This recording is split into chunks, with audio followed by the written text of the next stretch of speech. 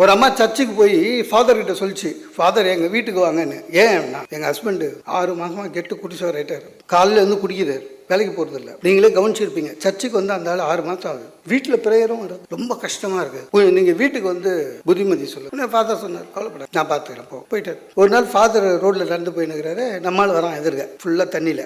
Father ஒரு சந்தேகம், என்னென்ன இந்த முட்டி வலி எதுக்கு வருது? ஃபாதருக்கு அடாடா இவனுக்கு ஏற்கனவே புத்திமதி சொல்லணும்னு நம்ம வெயிட் பண்ணினுக்கிறோம், இவனை வந்து மாட்டுறான் அப்படின்ட்டு புத்திமதி சொல்லிடலாம் அப்படின்ட்டு. முட்டி வலியா? ஆமாம். உடனே அவரு முட்டி வலி ஏன் வருது தெரியுமா?